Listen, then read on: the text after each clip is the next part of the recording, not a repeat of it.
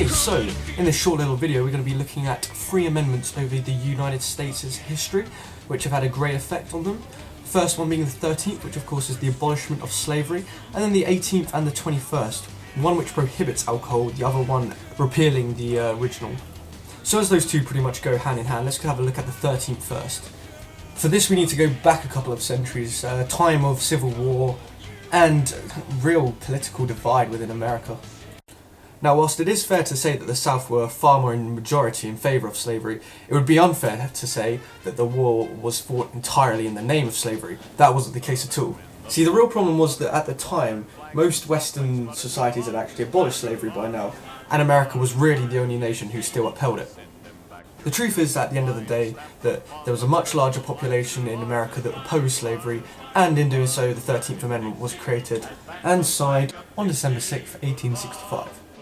The reason why this was so hard for President Lincoln to pass in the first place was that the South was very dependent on slavery in order for their agriculture to thrive. Slavery was much cheaper than paid work after all.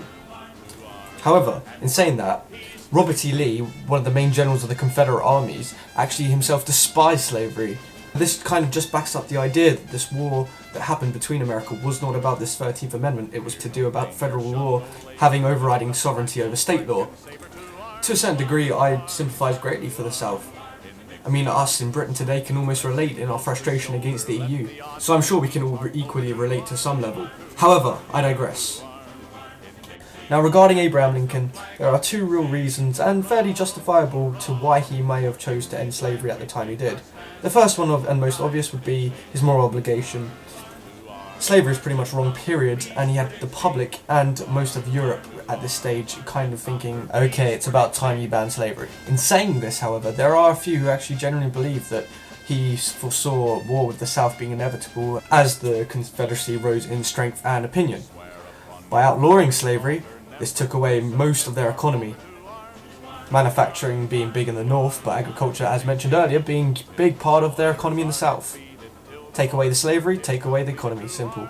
And whilst it is fair to say that this is a respectable opinion and theory, you can counter-argue with this by the amount of speeches that Abraham Lincoln made on the matter and how strongly he spoke against it. The guy actually seemed pretty against slavery regardless of any political agenda anyway, and after one of America's most brutal wars, the 13th Amendment was finally signed. Now, what long-term and short-term effects would this abolishment of slavery have on America? Well, for starters, this would indeed, as mentioned previously, cripple the economy of the South for years to come. This left a lot of previously wealthy landowners with a lot of left land over with not much to do with it. With taxes still needed to be being paid, this left the people of the South in a bit of a tricky position. This led to a huge rise of carpetbaggers, which are essentially entrepreneurs who will buy land off people for a discounted price.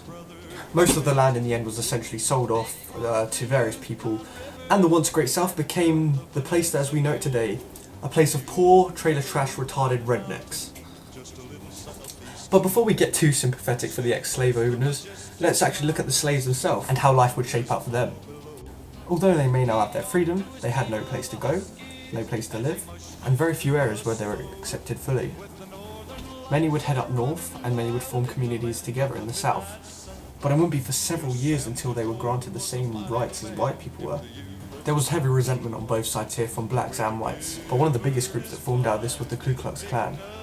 Now, originally they were made to keep the northern whites out of the South. This was post-Civil War.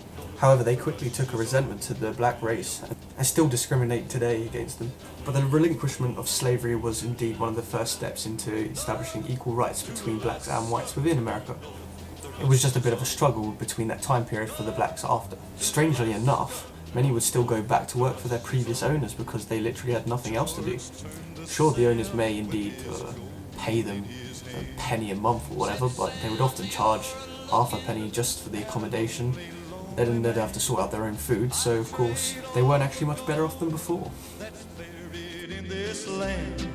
For one small band of gold a place on sweet little Jenny's hand.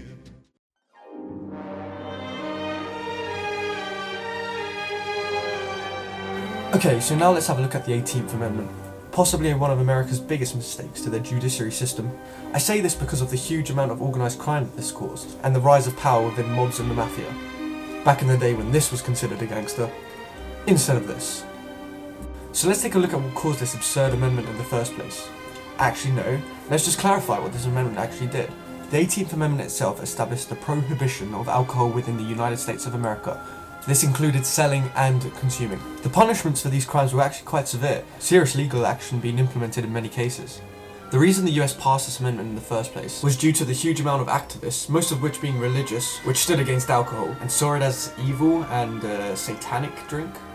So the amendment was fully implemented on January 17, 1920. The only thing was by January the 18th, they already had crates full of alcohol coming in from Canada.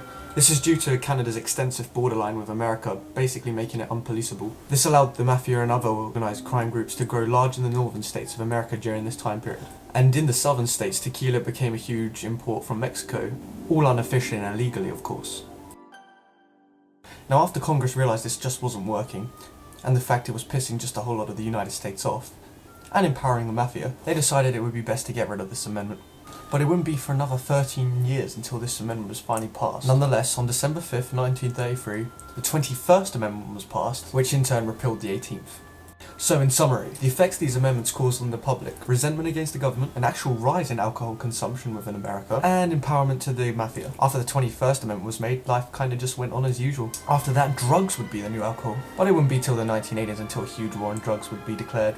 However, in the futile attempt to try and keep the alcohol out of America, during a depression I might add, funding became a huge issue, and the 1,500 federal agents left on this case had no way of competing with the tens of thousands smuggling the alcohol in. And that concludes my presentation on these three amendments. Thank you for watching, and goodbye.